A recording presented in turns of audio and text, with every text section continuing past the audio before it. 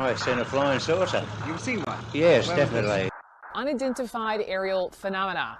To cover up our mistakes. I've met people who swear they've seen Bigfoot.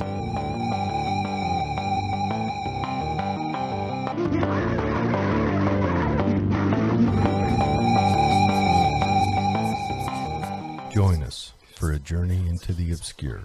You are now listening to The Wow Pod.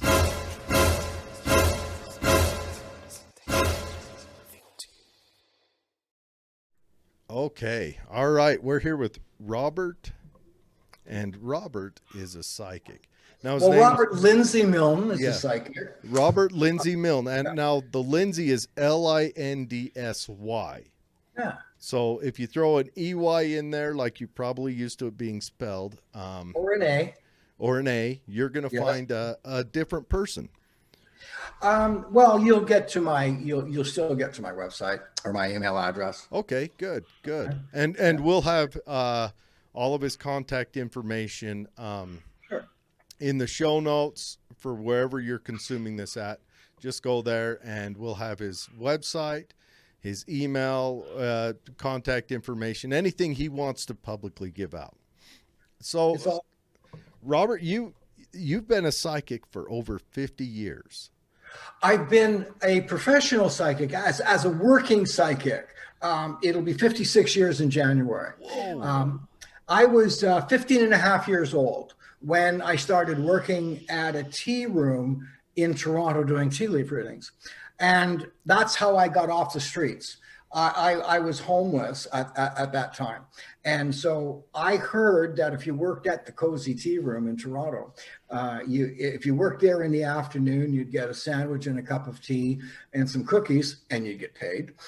And if you worked at night, you got a hot meal and cookies and tea and you got paid. So I heard about that, and I've been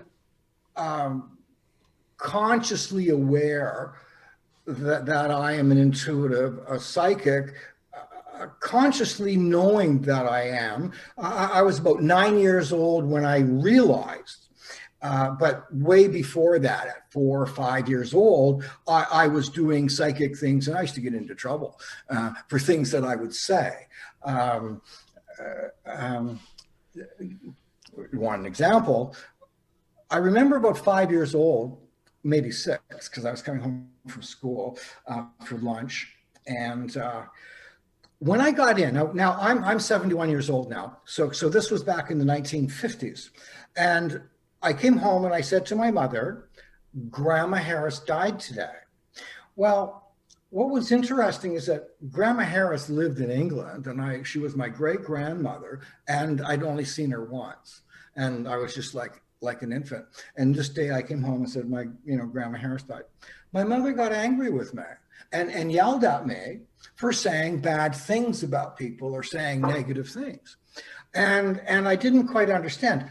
The next night at dinner, my mother and father were having a conversation, and my mother said, Grandma Harris died yesterday. And I thought my dad was going to get angry with my mother for saying bad things. And they talked about it instead. Okay. So there was, or Uncle Harold, that wasn't Aunt Sally. Who was that woman? I got hit for that one. Oh. So I used to say things that I saw, and I didn't realize that other people weren't sensing or seeing what I was seeing. So were you ever afraid of death, or did you just... Afraid of death? Yeah, or did you just see it as an event? It happened and then you saw the spirit of the person? All that happened was I simply knew that Grandma Harris, this person, had completed her life. That's it. I didn't have any particular feelings one way or the other.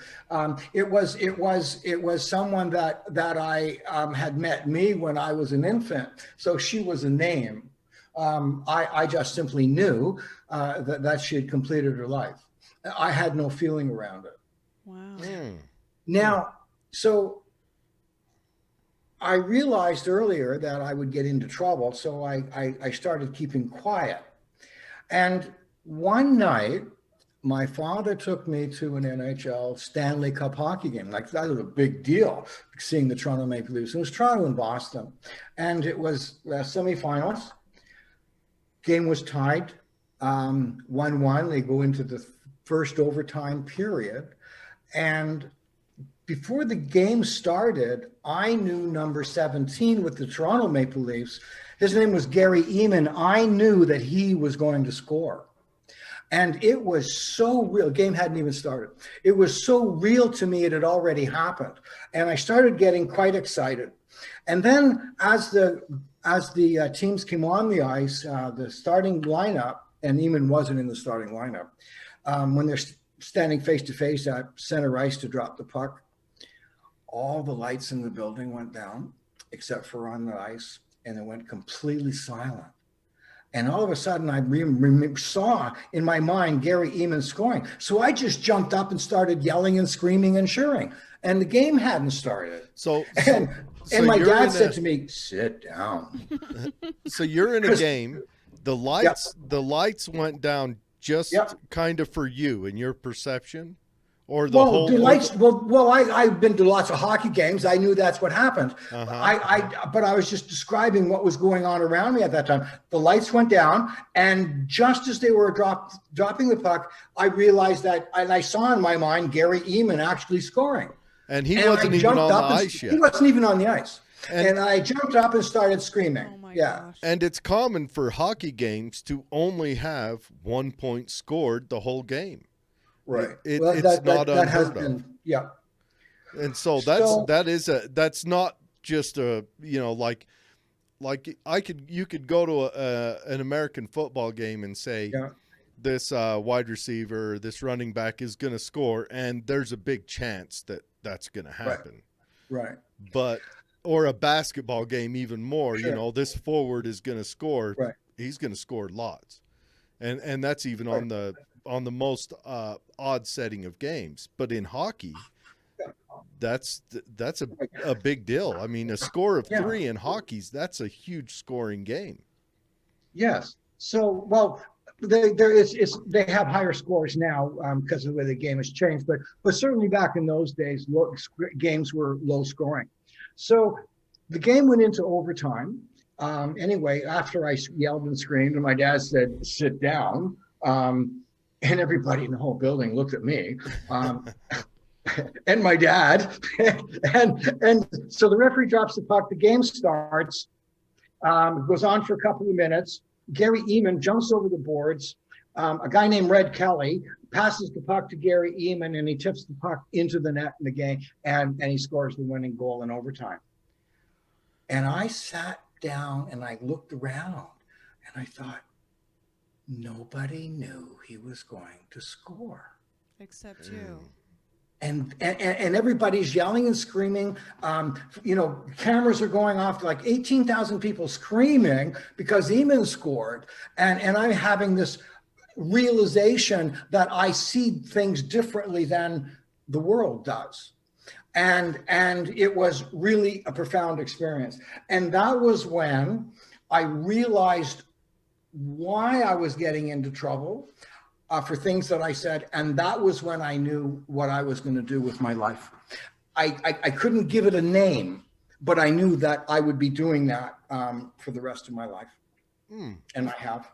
So, okay. By the way, I've done more than 100,000 psychic connections in my career, and that I have worked full time at this. And even at this time in my life, I'm 71, I still do about between 500 and 600 readings a year. Wow. And that's staying very busy. Yeah. I've always been. Well, and it can't be too terrible of a job. You probably enjoy what you're doing. You're practicing a skill that you're good at. Well, it's pretty much the only thing I've ever really worked at. I had jobs in between, like part-time jobs, but from the time I was 15, my work, when I went to the Cozy Tea Room and applied to be a reader there, that was what I worked at. And in those days at the tea room, at first I started working there a couple of days a week, and then it was 3 days a week. And within a couple of months, I worked there 5 and sometimes 6 days a week. And in those days, some days I'd see 35 or 40 people. And then other days I would see 10 or 12. And that would happen every day. And I worked at the Cozy Tea Room until I was about 20 or 21 years old. And that experience of seeing people over and over and over and over and over again, one after the other, was a really valuable foundation for my work or for my skill. Sure. Oh, yeah. Lots of practice. Well, how are tea leaves read? I never knew how to do. I've never known how to read tea leaves. You just laid tea leaves out and then went. Well, okay. So this was a tea room. Oh, by the way, you may not know this, but in Canada, up until 2 years ago, like July 1st. 2018, it was against the law to do psychic readings. It was called the Witchcraft Act. Oh. And absolutely, it was against the law, and it was brought in the late 1800s. And the Witchcraft Act, it stated anyone who fraudulently, and this would be anybody that does this work, it's fraudulent according to the law. So anyone who fraudulently tells fortunes for consideration, well, that affected me, heal someone using an occult or crafty science, or accuse someone of committing a crime using an occult or crafty science is punishable by summary conviction and a fine of not more than $1,000 and a year in jail. And that was on the books since the late 1800s. And our current prime minister, in that year, he legalized fortune telling and marijuana. Now, what year was this when the fine was $1,000? Yeah. That was in like the 70s? Late 1800s. Or the late 1800s? A fine of $1,000? And they just never increased it. But still, a fine of $1,000 in the late 1800s. Yeah, that would have been a lot of tea readings. That's a king's ransom. Well, in those days it was. Yeah. Sure. I mean, that'd be like a fine of, in today's money, I mean, you got to multiply it by, what is it, 95%? We've had a decrease in the value. So it would be $100,000 today? Oh, easy. Maybe, wow. Probably triple that. Okay. I'd never thought of that one. So the way people got around it was they would the tea room would sell tea and cookies and a sandwich, and for entertainment you would get a tea leaf reading and a card reading. That's how they got around that. And there was a sign on the wall and said, all readings are for entertainment purposes only. So it was more of a show. They sold it more of a show, Pardon? Or they sold it as more of a show. There were people there that really did do tea leaf readings and card readings. But the only way that could be done, that was what their business was, selling readings. But the only way they could do it was they had to give you a sandwich and a cup of tea, right, and say that's what you were paying for. Okay, that's what that. So it was and there were several in Toronto in those days, but the Cozy Tea Room was the big one, so I worked this. So I could never read tea leaves. What I would do is I would just simply pick up the teacup. I would hold it up like this in front of me, and then I would just look at the person and do readings the way I do now. So I don't use a medium. I just sit down and talk. So that's all I did. And then when I put the cards on the table, I'd be, pointing to different cards. I had no idea what a 6 of hearts meant, but I would put that into what I was saying psychically to the person. And so I was just a kid when I started, and was when I left the Cozy Tea Room, I still was the youngest person that was there. Oh, So Back in those days, yeah. so when you say you sit down and do a reading, how does it come to you? How do you receive Me? these messages? Well, I'm a psychic. So what I do is I tune in, I do psychic readings for people. And when people come to me, the way it works for me now, it was different when I was younger, but my readings are around an hour long.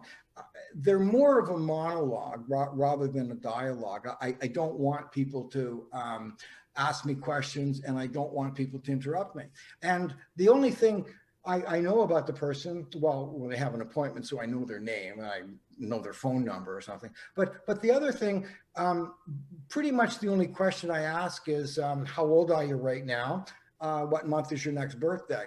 And that's it. And at that point, then I turn on the recorder and I have a small, short intro, and then I just start talking about the person's life. And that goes on for about an hour, that monologue. And I basically tell this, and the way I do my readings at this time, I see someone's life many times from conception. I don't see the act. I just see when it started, and to the time that the person completes their life. Now I don't spend very much time at either end, but I do focus on where we are now. And I'm going back and forth in their life, and I just simply let the information come out. Incidentally, when I do readings, I absolutely guarantee 100% that anybody that gets a reading from me, if at any time in the future they feel that they didn't get a good service, give me back the recording, I'll give you back your money, just like that. And even if I did a reading for you 20 years ago and you came, I'd hate you for it, but even if you came up to 20 years later and said, oh, you did a lousy reading, oh, I'm so sorry, I'd give the person the money. I wouldn't give the money back, and I'd give them the money that they paid me back 20 years ago. yeah. And I've done that a couple of times. So how do people get a hold of you? Do you have like a shop, or do you do online readings? I've had a lot of my career. I traveled around the world appearing on radio and TV shows, doing live psychic performances. And that was a big part of my career after the tea room days and a few other things. And as I was getting into my mid 20s, that was when I started performing in mainstream radio. And I've been around just about all of the English speaking countries in the world. And I would take phone in calls. What was your question again? How, right now, if someone wants a reading, how do they schedule and where do they go? At this time, at this time, I'm sorry, I just got all tongue-tied. Yeah, so about 8 or 9 years ago, I stopped doing shows because it became really unpleasant. And so I decided that I wasn't going to do any more shows, and then I was just going to live the boring life as an old psychic doing readings and living on what I'd created throughout my life, the practice that I've created. So I didn't do any advertising. I just survived on people know who I am. And it wasn't until I was involved in a book called The Perfect Predator, where we helped solve or heal a man who was dying from a superbug. And I was featured in that book. And then I was invited on another radio show. This was 2 years ago, and to talk about that book. And I thought it was fun. And the producer asked me, would I like to do some more? And I said, okay. And all of a sudden I do like 4 shows a month now, just because it's fun. Yeah. Yeah. Do you feel a difference in in kind of time right now with that. Like maybe in the 70s, people weren't as open to it or Oh, didn't have. really? Oh, absolutely.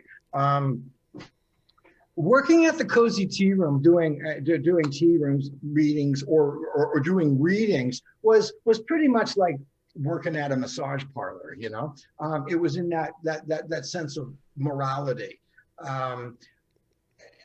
Also during that time, besides working at the tea room, there was this older guy, the star actually. His name was Red Hawk, and he used to get invited out to private parties on Sundays to do readings, and then he used to take me along because there would be so many people, and so many times I'd work many weeks. I'd work 7 days a week. Again, just doing readings for people again, over and over and over and over again. But I don't think that was the question. I think I forgot what you said. Well, do you sense a difference in like the Oh, people? right. Okay. Oh, yeah. Thank you for that. I remember one time I was at that private party. It was at a house party, and I'd been doing readings, and I came out to get a cup of tea. And the man who was the man of the house looked at me with such hatred. It was absolutely scary by the way he felt about what I was doing. There were times when I was traveling in the early days, in the 70s, religious groups protested at the radio stations or the TV stations that I was at. And there were times where they protested outside the hotel that I was staying at and doing readings. So things like that had happened. So That doesn't happen anymore. It does feel like there's a shift in. It seems like people are a little more accepting of kind of mixing.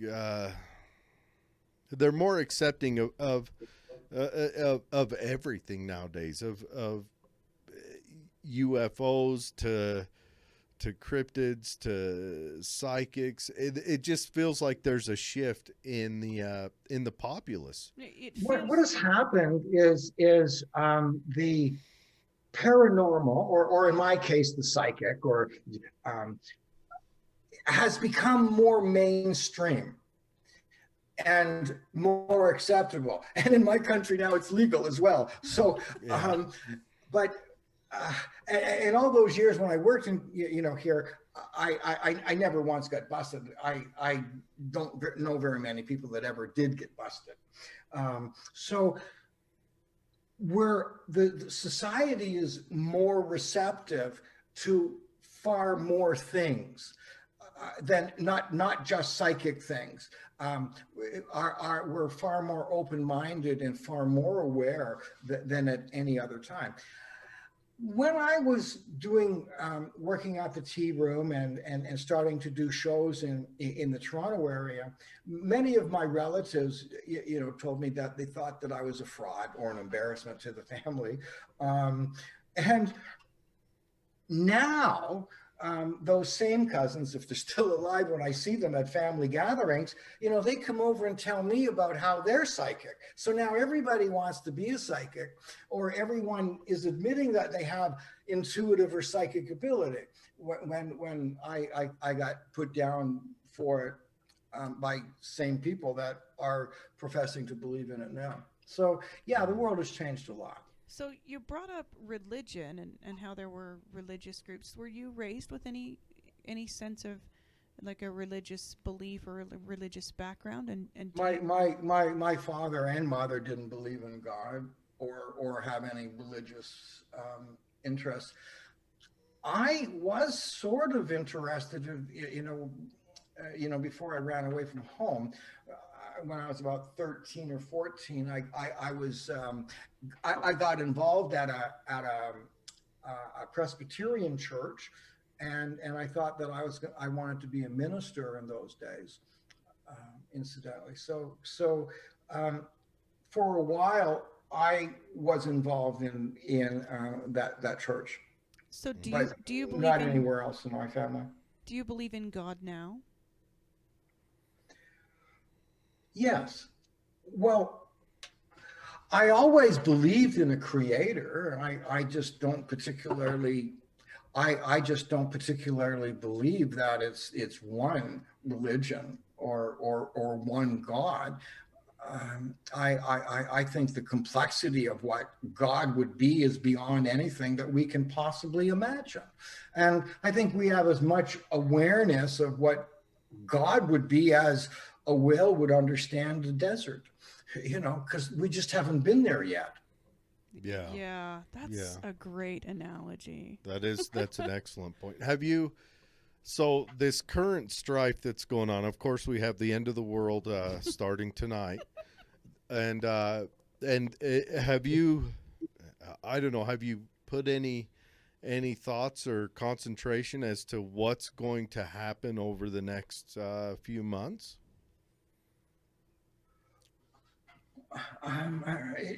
Do you mean like in the world? Yeah, but kind of societally here in the States and bleeding over into obviously Canada and Mexico. Flowing upward and downward, Yeah. in north and south directions. Here's what I think. I think that the United States is an absolutely incredible, amazing, fabulous country. And I think that the United States is in the process of a growing time.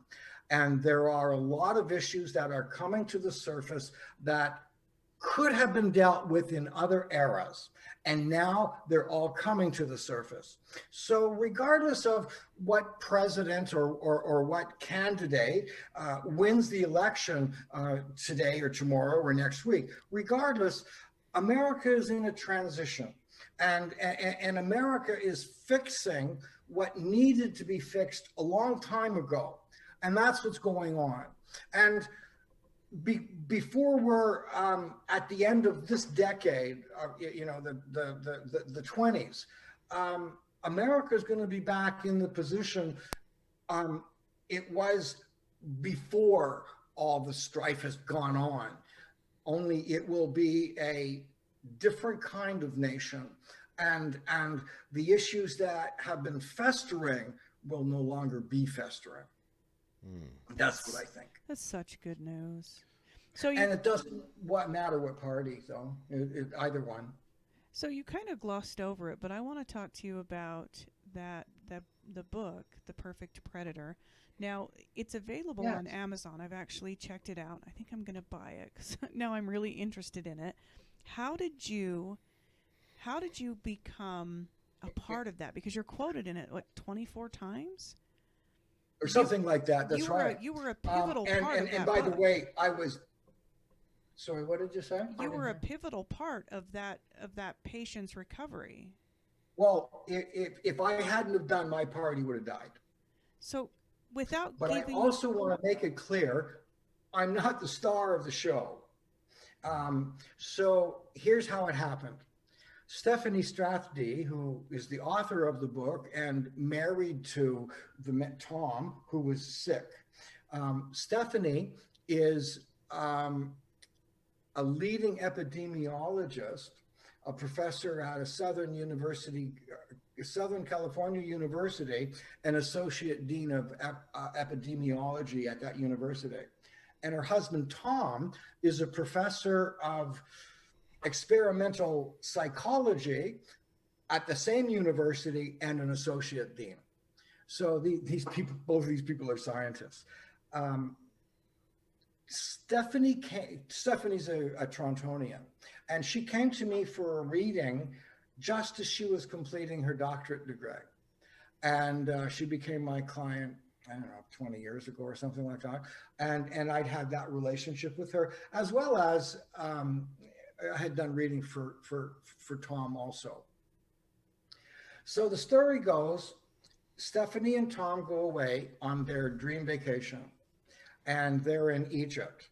Oh, by the way, Tom is a big guy, like 6'5", and I would describe him as a kind of Indiana Jones kind of guy. Anyway, he was, 6'5", but he got really big, like well over 300 pounds. And in a reading I did for him about 2 years before, I said to him that you've got an illness coming, and I kind of described it.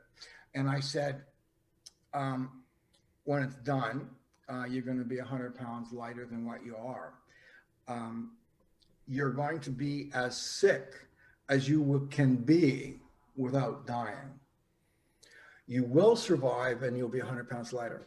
And then I said, Tom, now that you see this, you can either pay attention to what I've said to you and see it as a warning sign and take care of your health, or you can just wait until you get sick. But just remember, no matter how sick you get, you're going to survive it. So for about a week, he paid attention, and then he left it.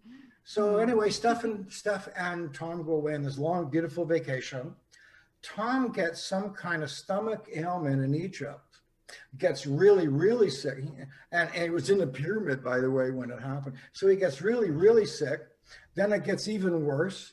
Then he goes to a hospital in Egypt, and then he ends up in emergency ward. Then he's in ICU, and then he was stabilized and then medevac to Germany. In Germany, he was in ICU, and then they discovered that he had contacted the most potent super virus known to peoplekind, and it was 100% antibiotic resistant. That means you get that bug, that means you die. Stephanie called me from Germany, and it's actually in the book. Stephanie called me, and I answered the phone. Or it was on Skype, and I said, "Hi, Stephanie. What took you so long?" And they were my opening words to her, by the way. What took you so long? I've been waiting for you. That was in the book. So she started to tell me about Tom. I knew what was going on, so I created a psychic mind link with Tom when he was in a coma. And I knew what was going on with him 24/7. Even though you weren't there. He was in Germany, I was in Toronto. I had a mental link with him. What did that feel like, to have a mental link with a person in a coma? What were their emotions at the time, or is it different? thoughts? Well, I'm sorry. What did you say? I got your question too, but go ahead. Is it different when they're in a coma, having a mental link with them, or are they still very much themselves? I can't really tell you what Tom or what other people feel like. I can tell you what I feel like. So what I know when I have, and Tom's not the first person that I had done that with before. And since that time, I've done it several times. And I'm currently working with a woman that has 4th stage cancer. And I have a mental link with her as well. But that's another story. So with Tom, I knew when his vital signs were changing. I knew when he was feeling comfortable. I knew when he was feeling really sick. I knew when he was ready to let go and die, and I knew when he was hanging on. Now, the way it turned out that in the end, I was the last person that kept saying, Tom is going to live. I became the last one. Everybody else on the team said he's going to die. And I was the one that said, no, he's not. So the way I could tell was when I had that link with him is I visualized a candle with a flame. And when he was strong, the candle light was strong.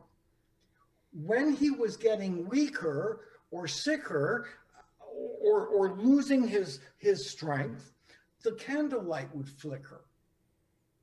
And that was when I knew he would be in trouble. So that was like his life force. I knew what he was feeling. There was one time, it's mentioned in the book, there was one time when the candlelight was flickering. I mean, it was really flickering, and it was about to go out. And he was also really sick. It wasn't just like me knowing it, you know, like the doctors knew it. And I thought that was the closest he ever came to dying. And by the way, he'd been in septic shock 7 times by the time this was over. So, so Stephanie knew he was sick, and she said, I told her that Tom felt alone, that he was cold. He didn't know where he was. He didn't know what was happening. He was in pain, and he was letting go. And he needed to be around his family. He needed somebody in his family. Tom and Stephanie, it's both their second marriages. Tom has adult children from another marriage.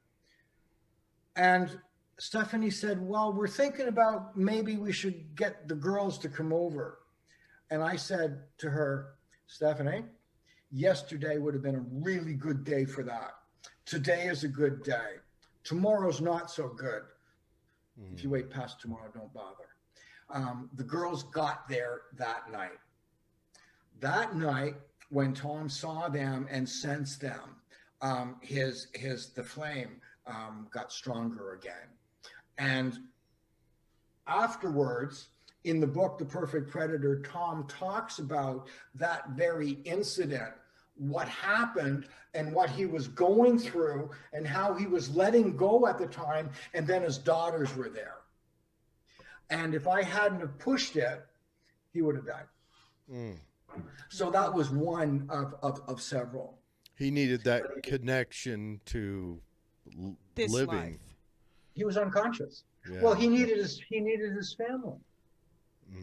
He needed his family with him. He was all alone. The doctors, everyone was wearing hazmat suits. He was in isolation. His last memory was he was in a pyramid in Egypt. Then now the guy's in quarantine, and everyone's in hazmat suits, and he didn't even know he was in Germany at the time. Traumatic. So Stephanie decided that she wanted to find a cure, because she just felt now she's a renowned researcher in AIDS, and she's had like these people are like, you know, like mental giants, and they're like stars in their field, you know. And I'm a grade 8 graduate, you know, working with these PhDs. So Stephanie decided that she was going to find a cure, and she went out searching, and she came back and she said, you know, I've narrowed it down to 3. And by the way, at that time, while I was her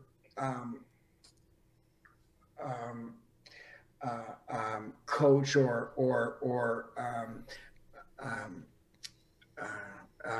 support, while I was that with her, a lot of other people like experts, like doctors around the world got involved in this project. And Stephanie found 3 different things that would be a cure. And she was about to make her decision. And she asked me, she said, I'm going to tell you these 3. What do you think of them? And the first one she said to me was, this is phages. And I said, that's the one. And she said, let me tell you about it. And I said, that's the one. And she said, well, let me tell you about it anyway. And I said, okay, but that's the one. And then she told me about it, and I said, that's the one. And then she said, I got to tell you about the other 2. And I said, yeah, but this is the one. Anyway, she told me about them, and I said, yeah, the first one. And phages, this is going to blow your minds, phages come from sewer water. Oh. Whoa. And you know what it is? It's excrement. Oh. raw excrement. So how do little turds save a guy in a coma? Well, it's called phages. And in the 1920s and 1930s in Russia, they were doing experiments with people that had intestinal and lower organ illnesses. And people were being injected with raw turds. And the thought was the good bacteria will kill and eat the bad bacteria. That was the thought. So they had some success, and then penicillin came along. Could you imagine? We've talked about this on the show. Could you imagine being the first guy they said, what we're going to do is we're going to put I know the other guy. people's poop in you. Hey, I know the guy. Oh, man. I was the one that said, hit him with it. Oh, Well, my gosh. I imagine had he been awake, he'd have been going, no, That's right. no. Right. So then penicillin came along, and people had their choice of a turd or a pill. So, the pill won. So, Shocking.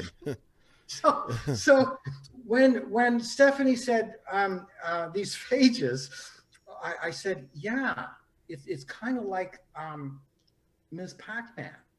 And it's like the little ghosts in Pac-Man. And what they do is they'll search around, they find the infection, and they'll eat it. And that's exactly what happens. So you just can't go out and inject people with turds. And by the way, Tom had been brought back to California, again, still in isolation, still in quarantine.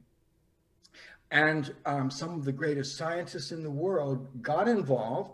Then it turned out that lots of other places were doing research on phage therapy anyway, including the United States Navy and the United States Army. Well, the and Army, FDA. the Army, that's just called the mess hall. It really wasn't Right. a study. Well, they got the donations right there, eh? Yeah, it was just how they fed us. So the United States Army was doing experiments. The FDA had already heard about the experiments, and at the time were looking for an experimental case. All that came together, as well as, again, scientists from around the world got involved, and phages were donated. And Tom was he was hours away from death. Did you just say phages were donated, like sent in a box, or? So what they do, I guess, like hey, I don't work in a lab. You didn't choose to go down that path for a living. You didn't choose to pursue that as a vocational career. Well, Stephanie did. Well, Stephanie. So when I just saw you finish about the phages, so they're harvested. I guess they picked out of the drain. Their DNA is altered and adapted to the strain of illness that it's going to go after. And then it was injected. Wow. And Tom was about 2 hours away from dying. And he was injected with phages. And the doctors didn't know if that was going to kill him or not. And he was injected, and he didn't die. And a little while later, his vital signs started getting stronger. And then he was injected again, and several times over several days. And eventually, over time, the phages attacked the superbug that was antibiotic resistant and was also really good at mutating. And when the phages attacked the superbug, it weakened the superbug, and then the superbug was no longer able to mutate. And then when the phages was attacking the superbug, then the scientists could find antibiotics that would go after the superbug, and it couldn't mutate. And over time, the superbug was killed, and Tom was the first person to survive. So it bought the doctors some time to actually find an antibiotic that could catch the superbug instead of the antibiotics being defeated by it. That's right. Well, the phages actually is the one. The antibiotics sped it up. Now, at that time, I knew this was a world-changing event. And one of the things that I saw at that time was the way other illnesses would be treated. So, for example, never mind a turd from a sewer, but you can get a bacteria, alter it, or a virus that would attack a cancer tumor and eat it. And what happened with the phages, they were alive and they ate the superbug and then they died. That was their lifetime. So that is one of, and by the way, experiments are being done there as well. And over the last 4 years, many people have been treated with phages and have lived. So my role with Tom, I knew what he was going through unconsciously. I had a link. I was also like a human IV drip. I was constantly sending energy to him. It's like the woman that I'm working with right now with fourth stage cancer. I have a connection with her, and she's drawing energy from me 24/7. And I know when she's in trouble. I know when she's in a crisis. I know, and I'm in touch with her. I'm in touch with her right away, whether it's in the middle of the night or in the daytime. I just happened upon this as a sideline of being psychic. It's not like my main interest. I just always seem to have someone that I'm working with that, and I learned a lot about doing that when I was doing that with Tom and Stephanie. Is it exhausting? Yeah. Does it drain you when you bolster their energy, when you support them like that? It can. I've got a lot of energy. Anyway, I'm a pretty strong, high energy person, and I also have techniques that I draw energy into me, and often when Antoinette is the woman that I'm working with right now, and anybody that's listening here, this beautiful woman Antoinette, she's been sick. She has fourth stage cancer. All you people that are listening or watching right now, would you just think about her and send love to her? She could use it. Just Antoinette in Toronto. Just. Okay, so I'm sorry I use your show. No, by all means, please. So I was just trying to think, what was I talking about? Was it with Tom and Stephanie? I was talking about my energy. So she hasn't been well the last few weeks, and I have been sleeping like 14 hours a day. I'm just tired all the time, and on Sunday, when I woke up, I was all fresh and I thought, hey, Antoinette is feeling better now. And I was in touch with her by text, and there she was. She was all bubbly and more energetic. So I give out energy. Now, when I do readings, also the energy comes through me a lot, like and some of it stays with me, and then people. Get from their reading, the energy comes out that way too. So we recently had this super blue moon. What do you think about astrology? I know a couple of old great ones, kind of like me, right? There's Eugenia Last. And another guy named Robin Armstrong in this area. So Robin and Jeannie, although they're not connected, are brilliant, and they often do astrological projections. Excuse me for me. I don't know very much about astrology. I know about the sun signs, but And I actually don't know very much about using mediums. I just always just tune in. I've never really used cards. The only time, or a medium, the only time I did was I had to do it that way, or I couldn't, or I wouldn't be allowed to do readings. You know, there was a couple times in, you know, real bad days where I had to do tarot readings. Well, I didn't know how to read tarot cards, but I sure knew how to do good readings. So, you know, I take the cards, shuffle them, and put them out, and then do a psychic reading for the person. So the same with cards, astrology too. so the cards or the leaves or any of that stuff, For me, I don't pay attention. those are just a prop, so that you were staying legal while you actually did a psychic Absolutely, reading. that's right. Okay. There was one time just after I left the Cozy Tea Room, and I wasn't making very much money, and I was living at this flea bag hotel called Larry's Hideaway, and I was having trouble paying my rent. So what I would do is I'd go out. Now everybody knew me in the neighborhood. You know, they used to call me psychic. And at that time I was known as Bob Milne, right? So I would, and people knew that I did readings. So I'd go to a bar or a lounge, and I'd do beer foam readings for like $5 in the beer. and so it was just like doing tea leaf readings. You know, I was still doing the readings. I wasn't looking at the foam. I was doing the psychic reading. So.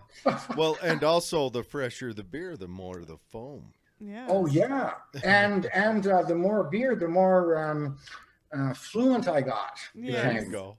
So tell me, can anyone be a psychic? Yes.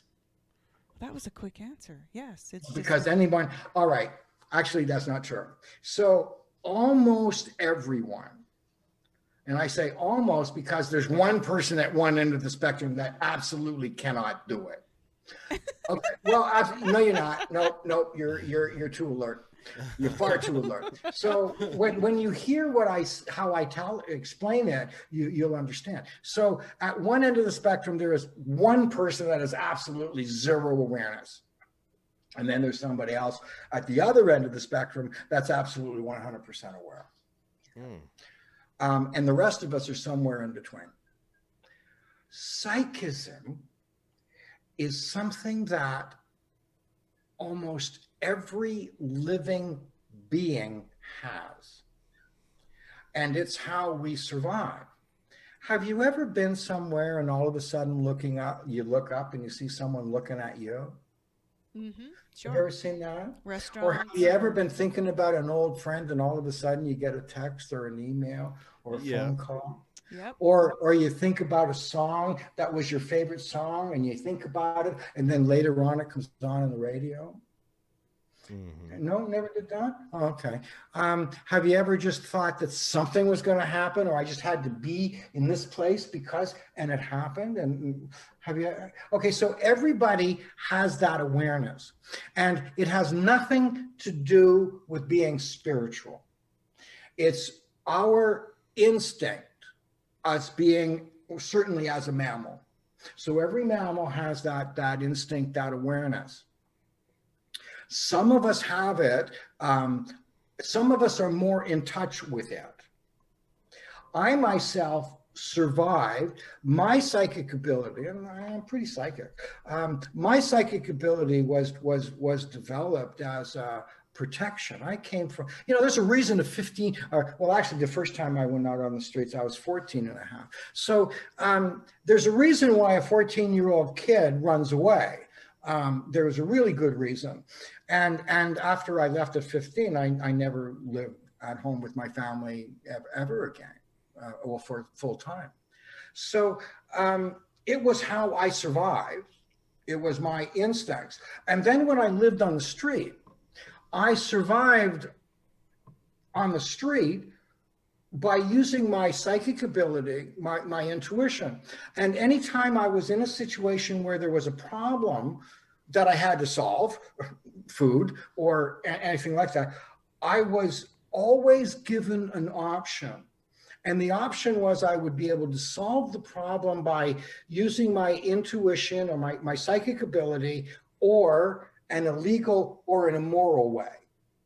There's a few times I did that one, but most of the time, the choices, that I made were using it for the psychic, for my intuitive or spirit psychic ability. Now, there was no right or wrong way to solve it, but the way I solved it had a big bearing on what direction my life went. If I would have solved it occasionally intuitively and most of the time immorally or illegally, I would have just been another homeless kid. Because I was using it and often when I used it to get food, I shared it with all my friends too. So I was using that ability as a survival tool. So it was easy going from using my skill to survive to do tea leaf readings for lovely gray-haired old ladies. Sure. It was an easy step up. Oh yeah, and you weren't using it immorally. Absolutely, that's correct. You know, and even back then in the days of the tea room, and by the way, I after about 6 or 7 months, I became really popular, and I was one of the big earners, right, for the tea room, and it in those days the people would get a tea leaf reading plus the sandwich, a cup of tea, and cookies, and that was $2.50. The tea room, the reader would get $1. And the tea room would get $1.50. You have no idea how that ate my guts out. Even when I was like 15 or 16, because I was thinking, you're making a living off of people like me. And if it wasn't for people like me, you wouldn't be making your living, and you make more than us. I didn't realize there would have been overhead. I didn't have that understanding, but I still have that attitude now. And while I'll give my skills away, I will never allow anyone to benefit. Anyone I do a reading for benefits from my ability. No one benefits personally because of my skill. Nobody now makes money. Like say, nobody makes money from my work but me. You can have you can have the interest, but you can't have this. This is mine. It's what I've done. So the other thing about being psychic, when I was about 21, so I had done thousands of readings by the time I was 21, and I'd seen just about anything that any type of difficulty and people of just about any age. So I had a huge amount of experience by about 21, and I realized, again, it was one of those times where, what are you going to do with your life? And I decided that this is what it would be, and I made a commitment that I would do at least one psychic reading or practice every day of my life. And for about 30 years in a row, I never missed a day of either doing a reading or practicing. And I did that for well into my 50s. And then one day, I decided to not practice or do a psychic reading. And I just wanted to know what it felt like to not do it. So I missed a day, and then the next day I went back. So now I do at least one reading every day, or I practice. I almost never miss a day. Still at my age, or at my time in life. Do you ever get like, say you're just in the market or whatever, do you get any ever get any spontaneous like readings off of people or situations? I do my best to mind my own business. Okay. And I very seldom ever approach people and tell them what I do. I very I have to know people very, very well. Like my close friends get the benefit of my psychic ability. I kind of put a circle of protection around my friends, so I know when stuff's happening to them, and usually, but I usually don't reach out. I wait for them to reach out to me. Yeah. So my best friend's a guy named John Baxter, and he's been a fabulous friend to me over the years. And John has that connection with me. That's what you get when you hang out with me, or you have a connection with me. And when John has stuff that goes wrong, he'll often call me like, Robert, I lost my keys. Oh, John, did you look in your brown coat in the closet? Oh, just a minute. Oh, yeah, thanks a lot. So recently, this part I think is really funny. I found it amusing for me. So John decided to go away up to a place in Cochrane, Ontario. It's a polar bear sanctuary. So he goes up there for the weekend. He wants to see polar bears. So when he gets up to Cochrane, and it's really close to like James Bay, like that's how far north it is, like way up north, near almost the North Pole. So he gets up there and he phones me, and he says, well, I was driving up, the rear panel on my new car has been rattling. Is it going to make it back home to Toronto? And I said, where are you? And he said, well, I'm in Cochrane. And I said, okay. And I said, so how is it on? He said, well, it's screwed on. And I said, oh, okay. I'll call you back. So I was sitting, I come in my sitting room and I started thinking about what it was going to happen or what he should do. And I wrote him a text and said, John, I figured it out. Yeah, well, John, you understand I don't know these technical things, but this is what it looks like. It's attached by screws, but there's a safety mechanism here. It looks like there's hooks that are attached here that'll hold the panel on. And then John sent me a picture where he put the straps on the panel that attached and held the panel on. So what I saw was what he put on his car, and I thought it was part of the car. So when I first saw it, it wasn't there, and then when I looked again, it was there, and I had this great revelation. I thought that was really funny.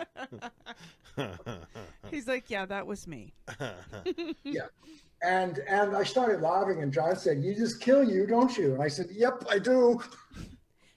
So is the future what must be or what can be? What a great question.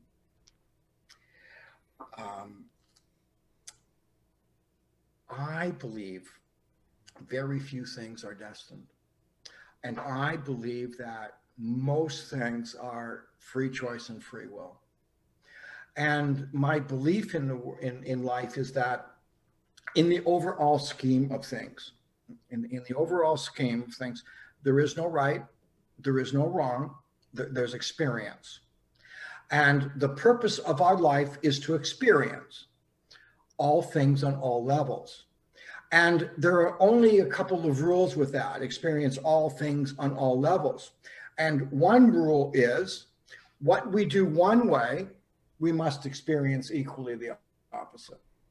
So when we have free choice and free will to do anything we want. Now, on this planet, in this solar system, in this galaxy, in this universe, on this planet, there's accountability. So you can do a whole lot of shit, but you're going to have to pay for it by our laws and things like that. Or so never mind karma. You'll be accountable for it right here and now. So you break laws, but you can do it. If you want to do it, you can do it. So we have free choice and free will. So karma is neither reward nor punishment. Karma is merely what we do one way, we do equally the opposite. Just kind of a setting of the scales. That's it, balancing it out. So it's not reward or punishment. So in the overall scheme, there is no right, there is no wrong. But if we do this, We must experience equally the opposite. Mm-hmm. So at any given time, we can choose anything we want to do. Most times, things that are destined can't be seen, because they can be seen. They can be seen, they can be changed. So the destined things aren't really a choice. Well, if they can't be seen, then they can't be changed. That's right. That's why they're called destined. Mm-hmm. That's what meant to be is. There's been times, in the 100,000 more plus readings I've done. One time, this was after the Calgary Winter Olympics. A couple of days after, this really nice young woman came to me for a reading in Toronto, and she actually was a producer of the Calgary Games, the TV for the TV programs for the CTV network. Anyway, I did this really fantastic reading for her. She rode her bike to get my place. I did this really great reading for her. Saw this wonderful future. She gets on her bike and rides home. The next night on the CTV national news, the anchor man announces the death of and does this biography of this woman. I'll take a look at the picture. It was the young woman I had done a reading for the day before, and on her way home, she got hit by a truck or a car or something and got killed. Mm. Now, I said to myself, how could I have missed that? If, if I'm really that good, how could I have missed it? I check for stuff like that. I look for stuff like that. How could I have missed it? And I didn't see it. And the only thing I can say is that I was either really lousy that day or it was her destiny. So I don't know. Now, are things must be, or are they what can be? Most of the time, what can be. So here's an example. When we know something's going to happen, let's say, okay, here's an example of one, real life. A really good friend of mine suddenly got sick. I knew he was going to die. I knew it was going to happen. I didn't quite know when, but he had a giant aneurysm in his left temporal lobe. And it was so big that the surgeon said, if we operate, and we're going to have to, there's a good chance that you won't be able to speak when you wake up, or there are a lot, and a lot of other things. And my friend didn't want to wake up like that. And he actually said to the doctor, if anything goes wrong like that, please don't let me wake up. So I knew Bob was going to die. I didn't want it, but I knew. When I knew that, and by the way, he lived in Calgary, I lived in Toronto, and I used to stay with him and his wife when I would travel through town and do readings. So I decided in October was when he had when he first got diagnosed. He was having surgery in January. I decided at that point that I was going to make sure that with my friend's death, that I had no regrets. So I couldn't change what was going on with my friend. He was going to die. I knew that. But what I can do is determine how I want to experience it. I could have done absolutely nothing, and I would have experienced it, and where the chips may fall. But I chose a certain thing, and that certain thing was I wanted to make sure that I had no regrets about my friend's passing. And as a result of that, I did absolutely everything I could to make sure that I didn't have if I only would have, or I wished I would have done this, or I wished I would have said that.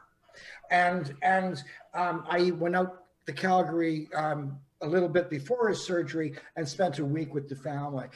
Again, we talked on the phone almost every day, sometimes for a minute and a half or 2 minutes, and sometimes for 2 hours. His aneurysm ruptured, and when I found out, I went straight to the airport. I flew to Calgary. When I got off the plane, I went straight to the hospital, and I sat beside my friend until he died. And I experienced his death the way I wanted to experience it. And I gave to my friend everything that he needed, and I had no regrets. And because of that, I was able to mourn his death purely without the contamination of guilt in that mourning. So it was easier to mourn in the pure emotion rather than guilt. But it could have been. So I had free choice and free will how I wanted to experience it. I could have experienced it in any way I wanted. There's no right or wrong. It's what do you want to experience? Very cool. Very cool. I got a million stories like that. I got a lot of stuff. This is how I lived my life, you know. Yeah, I was just gonna say, what a freaking great way to live your life. Yeah, definitely. Yeah, Now, I've also, my dad, he's 91. Guy still works. You know, my 91-year-old father still works. He says, I'm the only guy he's ever met that never had a job. You know, but that was not a compliment, by the way. Yeah. You know, now I laugh. You know, but no, it's funny. You know, That's fantastic. So, yes. What kind of family did you come from? Like, what did your father do? What was his profession? When I was living with my family, my parents, my mother and father were very young when they got married. My mother turned 18 at the end of June that year, and 2 weeks later I was born. My dad had just turned 20 years old. So my mother and father were children. My mother and father came from traumatic backgrounds and backgrounds filled with chaos.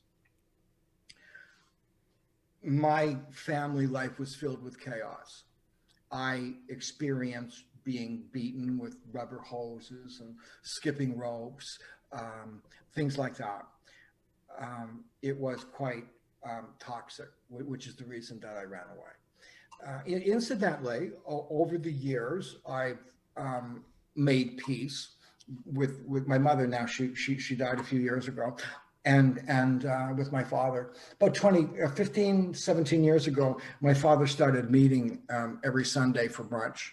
We've been doing that ever since. Oh, that's good. That's great. Unless it interferes with his work, and then we meet on another day, which often happens. But so you know, and the other thing is that also at a young age, besides working at a tea room, surviving by doing readings, I also have spent my life in one therapy or another. I've never not been in some type of therapy working on me. So the clearer I am with myself, the clearer I am, the more I've come to terms with, the greater service, the greater readings that I can do. So working on myself also is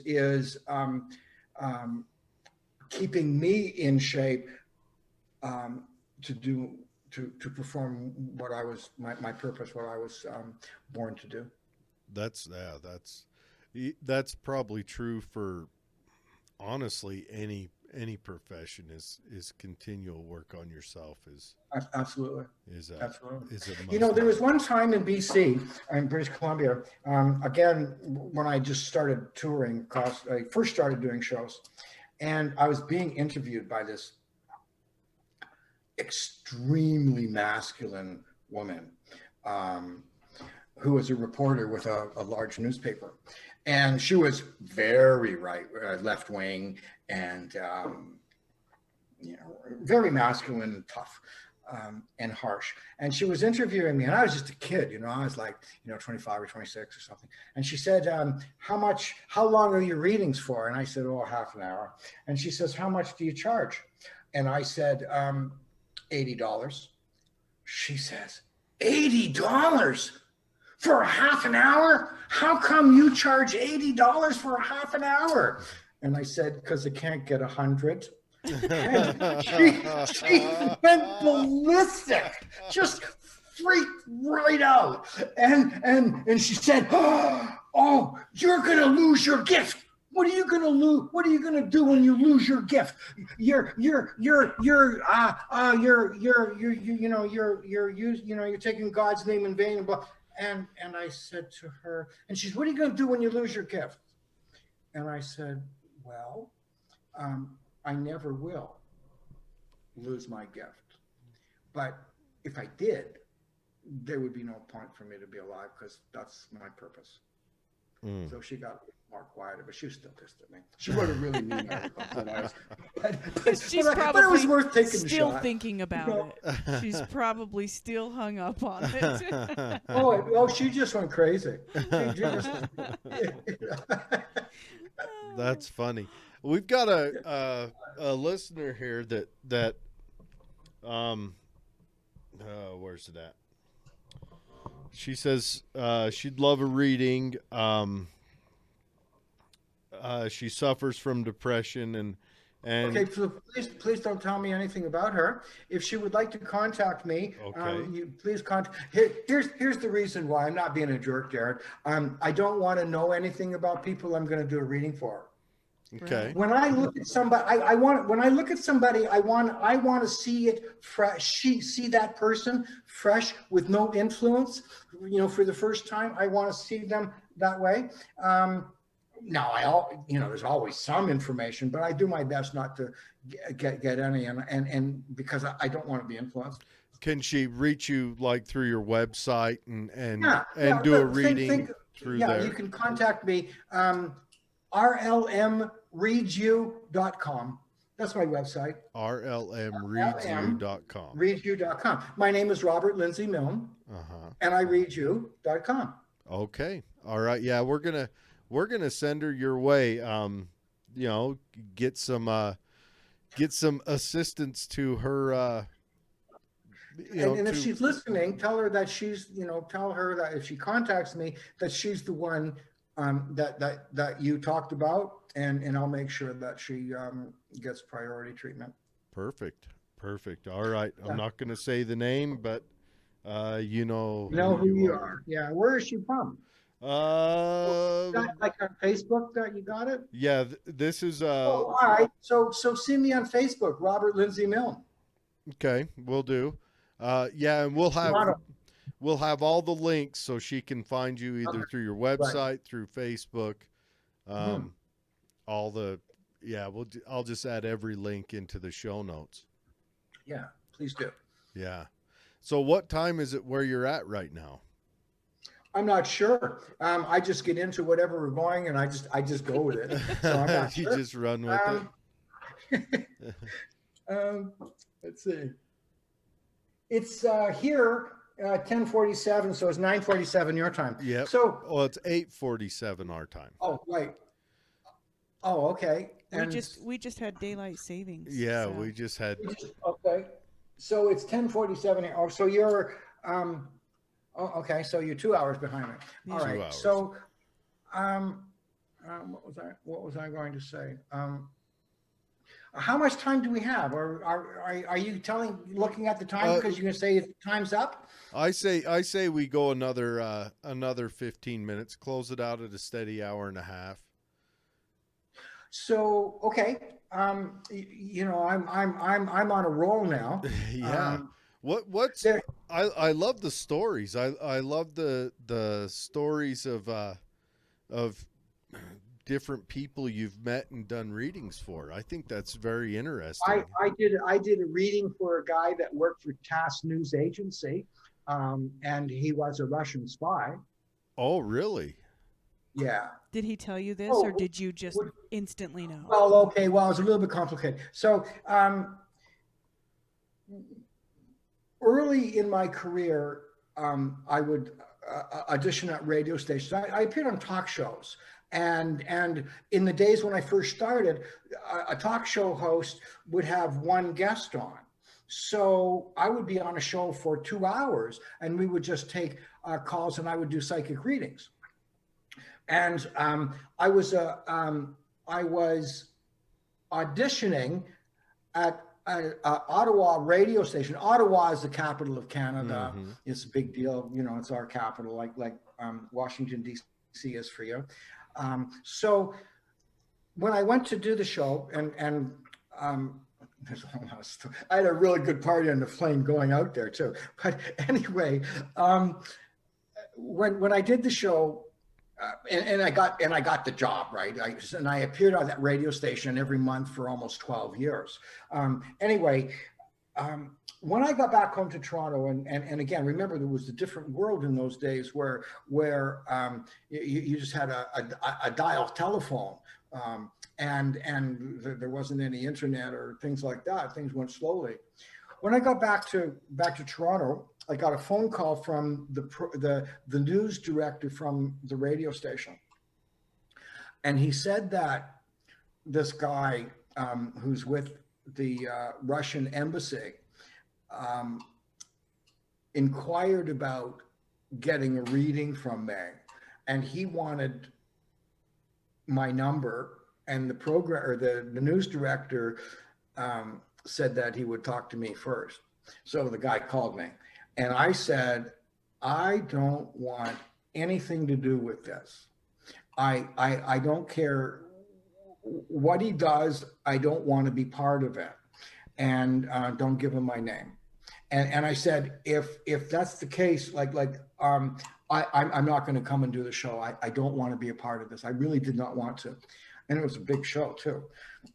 So he said I didn't have to.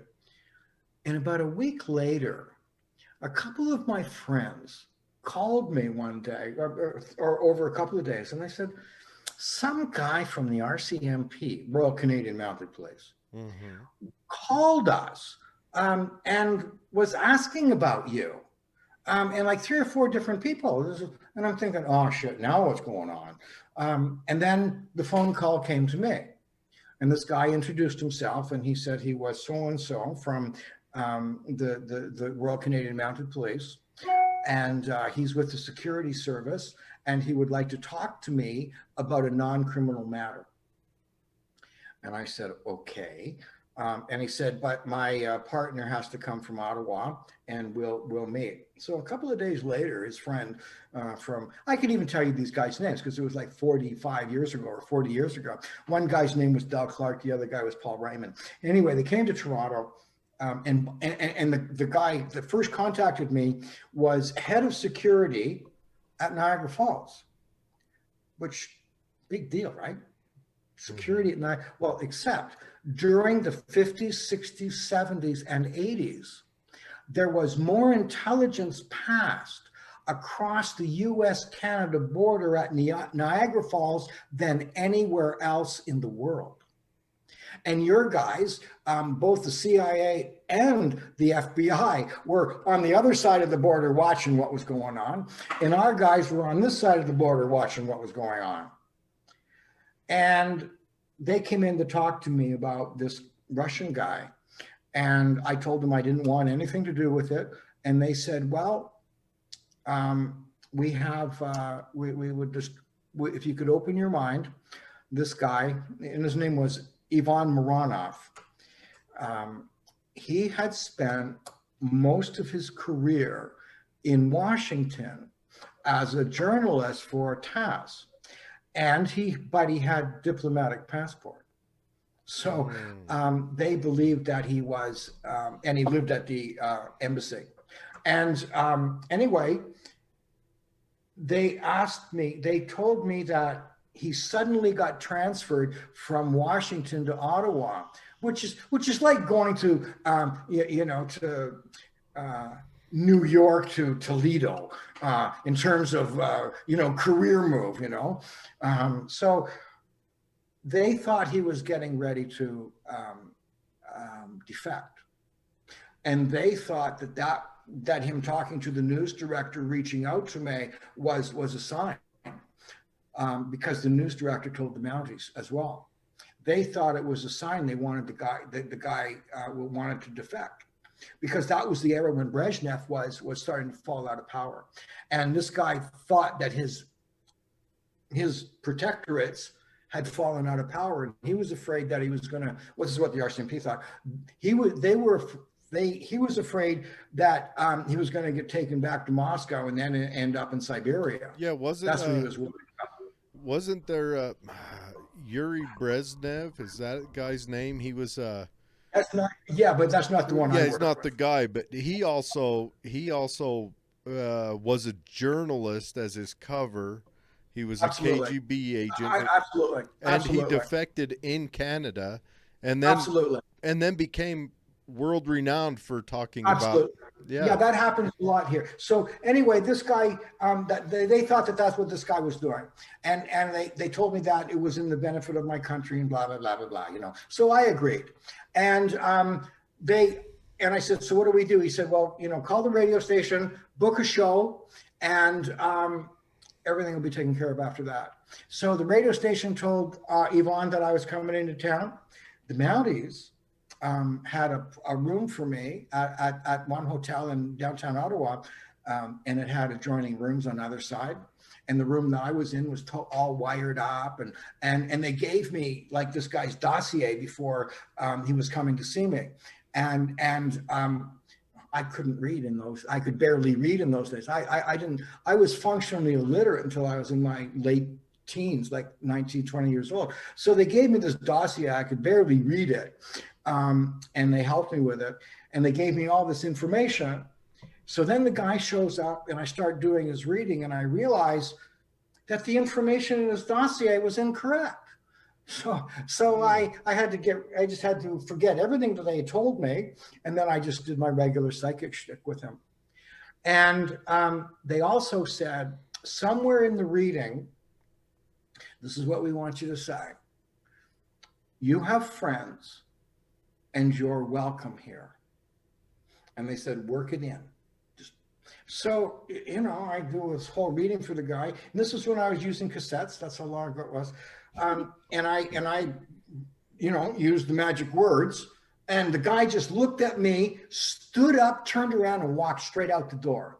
And I never saw him again. He just walked away. And then the Mounties came in my room and they said, no, that was great, way to go. And I said, yeah, but he just left. And they said, yeah, but he got the message. And we'll know. And they didn't tell me anything for a while. And as an adjunct to that story, then the guy from Niagara Falls said, would you be interested in looking for dead letterboxes? So dead letterboxes is where intelligence is dropped off. And so every month for about 2 years, I went down to Niagara Falls. I would look at the maps of the parks, and I would find where I thought the dead letterboxes would be. Then we'd go out into the park, find where they are. Found many of them. And our guys, in those days, Canada, we didn't spy on other nations. We would spy on people that were spying on us. And what the Mounties were interested in, because they only were interested in who was dropping stuff off and who was picking it up. They never interfered with it. They just watched. I suspect that they gave it across the border. So about a year later, and going down to Niagara Falls in those days, like every month, he had this incredible expense account. So after we spent a day in the park looking for dead letterboxes, we went out and partied for the whole night. Then I'd get put on the bus and come home. It's the best job ever. So anyway, one day he said to me, you know your Russian friend? And I said, oh, yeah. I said, it all worked out. And I said, oh, what happened? He said, it all worked out, Robert. That's all you need to know. And that was it. Yeah, that's a moment. I assumed that. That's a moment you probably didn't Pardon? want to. That's a moment you probably didn't want to look into any deeper. Okay, it worked out. I don't want to know anymore. Yeah, Yeah, Have you ever thought absolutely. about writing a book? Yeah, with that. Yeah. yeah. This would be an interesting, Um, even if you just kind of fictionalize the story of the psychic spy type thing, the cloak and dagger psychic. Yeah, my issue though is that I have trouble still reading and writing. Get a I have ghostwriter. I have trouble with literacy even now. So being psychic. So for me, being psychic turned out to be so I don't have the psychic ability that makes me like a super person, and I have all the other normal talents that everyone else has. To the contrary, I'm quite deficient in some areas, or and it's been my intuition, my psychic ability that got developed because the other part of my brain didn't. It's the scales. So- It's the scales balancing. That's awesome. Well, that's right. Yeah. That's right.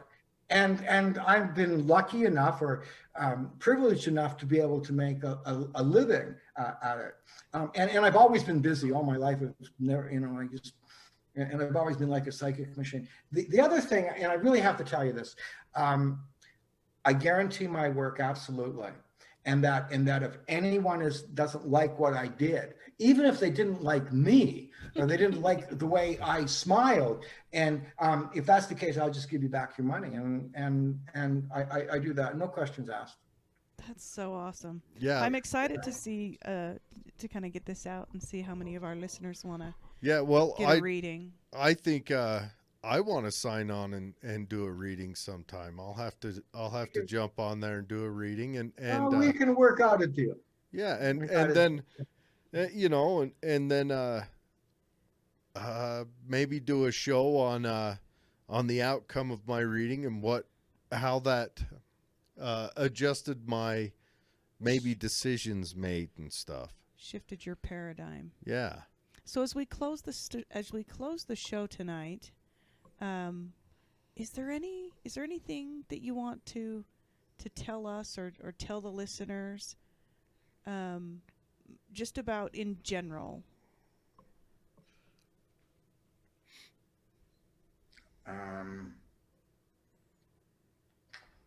You have free choice and free will to live your life any way you want. Happiness is a choice. If you want to be happy, you can be. I guess that's about it. That's awesome. Great advice. I'm not that profound, not always anyway. That's great advice. It is. And I'm going to continue to work on you about the cloak and dagger spy. I'm going to come up with the name for it though.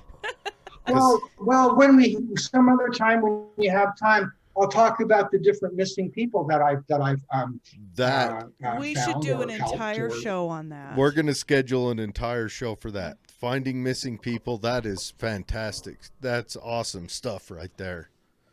Definitely. So I don't do that for like a job, right? And I don't do it very often, but I have, and there have been some times where I was forced to, so I did it.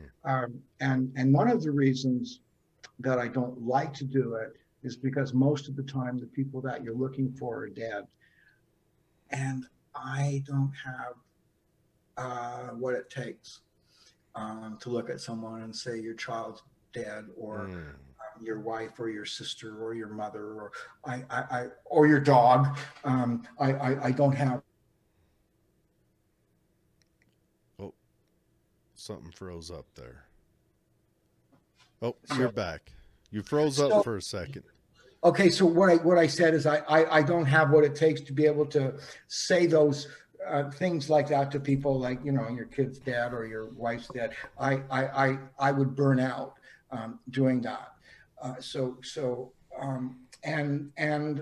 So if I ever do get involved, there's always a rule that nobody knows I was involved.